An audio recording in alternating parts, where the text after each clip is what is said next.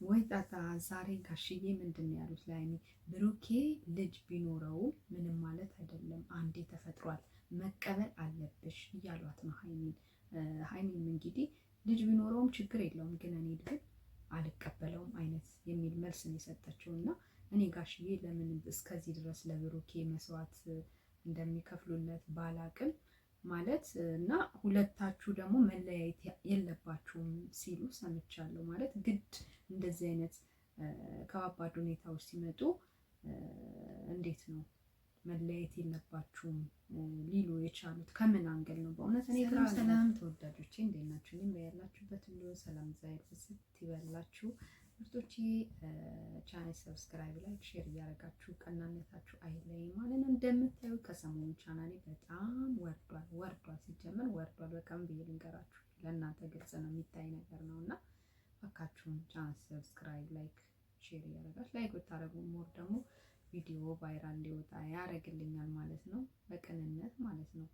እና ምርጦቼ ሌላ ልላችሁ የምችለው ነገር ዛሬ ብሩኬ እንግዲህ እና ሀይሚ ያለው ነገር በእርግጥ ነገሮች ያው ግራ የሚያጋቡ ቢሆንም ግን ጋሽዬ ደግሞ ለማስተካከል እየሞከሩ ነው። ጋሽዬ እየሄዱበት ያለው መንገድ በጣም አሪፍ መንገድ ነው፣ በጣም ማለት ነው። ያው ሀይሚዬ ታውቃላችሁ ካለባት ጭንቀት አንጻር ቶሎ ትቸኩላለች ምን ትላለች እና ያ ችኮሏ ደግሞ ምንድነው ከችግሩን የሚያባብስ ለነገሮቹ ምንድነው ለችግሩ መፍትሄ የሚያመጣ ሳይሆን ችግሩን የሚያባብስ አይነት ነገር ነው። እና ያ ነገር ክፍተት ስለሚያመጣ እንግዲህ ሀይሚዬ ትንሽ ረጋ እያልሽ ነገሮችን ብታስቢባቸው ባይ ነኝ። ግን ዛሬ ደግሞ አዲስ ሰው መጥቷል፣ የብሩኬ ወንድም ማለት ነው። የብሩኬ ወንድም መጥቶ ሀይሚንም ጋሽዬንም አስቀምጦ እዩ ውሸቷን እንደሆነች ተናግሯል። እና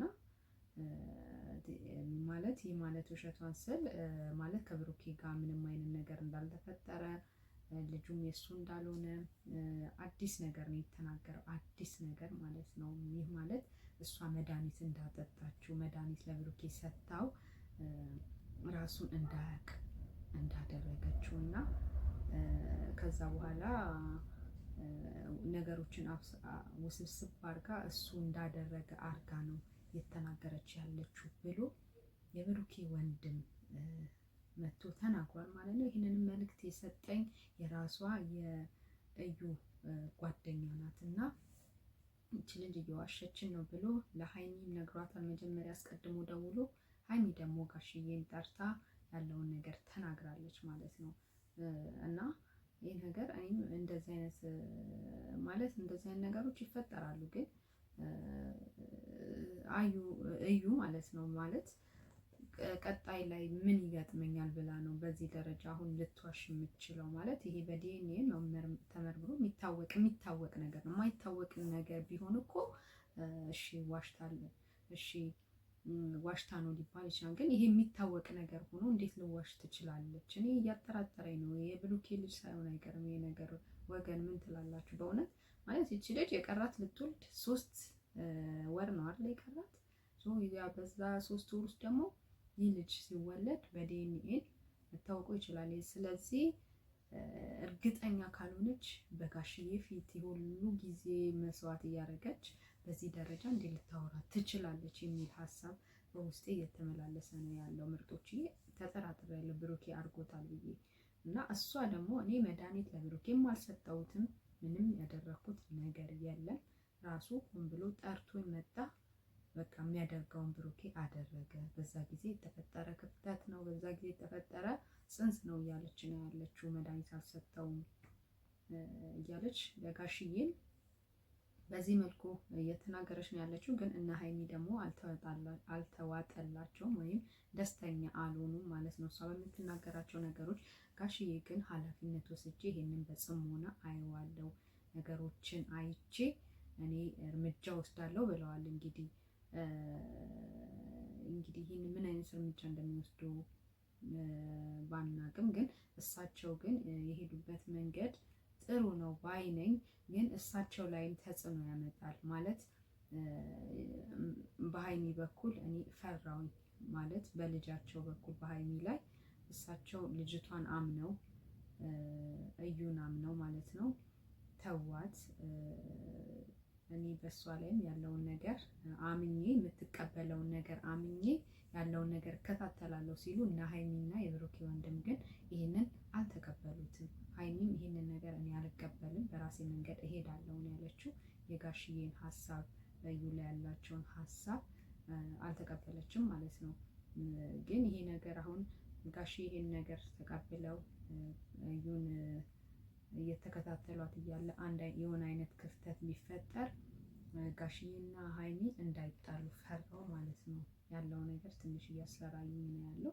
እሳቸው ሙሉ ለሙሉ እኔ ኃላፊነት ወስዳለሁ በዚች ልጅ ላይ ያለውን ነገር ብለው ነገሮችን ወደ ራሳቸው እያደረጉ ነው ጋሽዬና።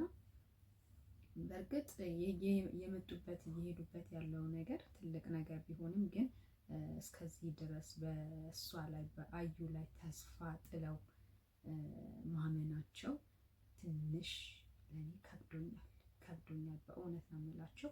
ምክንያቱም እዩ ያው እሳቸው ትልቅ ስለሆኑ እንደ አባትም እንደ መካሪም ስለሆኑ እሳቸውን እያግባባቻቸውና ወደ ራሷ መንገድ እያመጣቻቸው ነው ብዬ ነው የማስበው። ግን ምንድን ነው ይህ ልጅ የብሩኬ ሆነም አልሆነምም ጋሽዬ በዚች ልጅ ላይ ሙሉ ፐርሰንት ማመን አለባቸው ብዬ አላስብም። ገለል ብለው ሀሳብ ቢሰጡ ባይ ነኝ፣ እንደኔ ሀሳብ ማለት ነው። እና ይሄ ነገር ግን ትልቅ ክፍተት በልጃቸው ላይ እንዳያመጣ በጋሽዬ ላይ በቤት ሀሳባቸው ላይ ሌላ መጥፎ ነገር እንዳያመጣባቸው ብዬ ፈራው ማለት ነው። ግን ሀይሚ ደግሞ አሁን ጥሩ ነገር ላይ ያለች ይመስለኛል። ማለት ከብሩኬ ጋር እለያያለሁ በቃ አልፈልገውም፣ ካሁን በኋላ ከሱ ጋር መቀጠል አልፈልግም ያለችውን ነገር የተወች ይመስለኛል። አብራ ያለውን ነገር ለማየት እያሰበች ይመስለኛል ስረዳት እና እንደዛም ነው እያረገች ያለችው። በራሴ መንገድ ነገሮችን አስተካክላለሁ ካለች በቃ ከብሩኬ ጋር ያለውን ነገር እለያያለሁ ምናምን አልፈልግም፣ በቃ ከዚህ በኋላ ምንም መስማት አልፈልግም የምትለውን ነገር አቁማ አብራ ከሱ ጋር አንዳንድ ነገሮችን ለማስተካከል ለመከታተል ትሞክራለች ማለት ነው። ምርጦች ብቻ ያለው ነገር ትንሽ ምንድን ነው ግራ የሚያጋባ ነገር ነው። እኔ አብሶ የዩ ነገር በዚህ ደረጃ የብሩኬ ልጅ ካልሆነ እንዴት በዚህ ደረጃ በእሳቸው ፊት እንዴት እንደዚህ ልታወራ ትችላለች? የሚታወቅ ነገር ነው ይሄ እኮ ተመርምሮ የሆነ ሰዓት ላይ አጭር ጊዜና 3 ወር ማለት በዛ ጊዜ ውስጥ ሊታወቅ የሚችል ነው። የዛን ጊዜ ምን ልትሆን ነው? ውሸታም ከሆነች የዛኔ ይታወቃል። የዛኔ ላይ ደግሞ በእሳቸው ፊት የዋሸችው ውሸት እንዴት አድርጋ ቆማ ማየት ትችላለች? ምን አይነት ሕሊና ይኖራታል? ማለት ለምን አስፈለገ? ለምን አስፈለገ ማለት የዛኔ አሁን የእሱ ልጅ እንዳልሆነ ከታወቀ እኮ ሀይሚና ብሩክ የፈለገ ቢጣሉ የሆነ ሰዓት ላይ አንድ ላይ መሆናቸው አይቀሩም። ማጣላት ፈልጋ ነው ቢባል እንኳን እዩ ማለት ነው። እና ማጣላት ፈልጋ ነው ቢባል ለጊዜው ቢጣሉ ልጁ የእሱ እንዳልሆነ ሲታወቅ ጊዜ ቢሄድም መታረቃቸው አይቀርም። ያው ክፍተት ይፈጠራል እንጂ ግን በዚህ ደረጃ ለምን እሷ ልታረግ ትችላለች? አጠራጥሮኛል። ብሩኬ ልጅ ሳይኖረው አይቀርም፣ ልጅ ሳይኖረው አይቀርም ወገን። ለማንኛውም ምርጦችዬ ልጅ ጸጋ ነው፣ ጋሽዬም ብለዋል። ልጅ ቢኖረውም ብለዋል እኮ እሳቸው እየተናገሩ ነው ዛሬ። ልጅ ቢኖረውም እኮ ችግር የለውም በቃ አንዴ ከተፈጠረ ምን ማድረግ ይቻላል ብለዋታል ሀይሚ።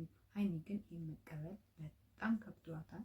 በጣም በቃ ልጅ ብሩኬ ከሌላ ሰው ልጅ ኖረው ማለት የማሰማበት ነገር ነው የሚፈጠረው። ከፍተኛ ነገር ነው።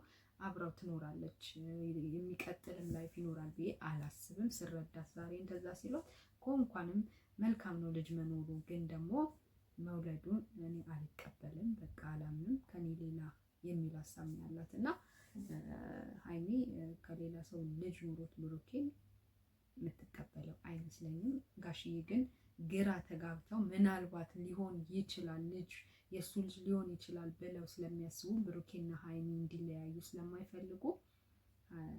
ስለማይፈልጉ ጋሽዬ ልጅም ቢኖረው ችግር የለውም መቀበል አለብን አይነት ነገር ነው እያሉ ያሉት ጋሽዬ እና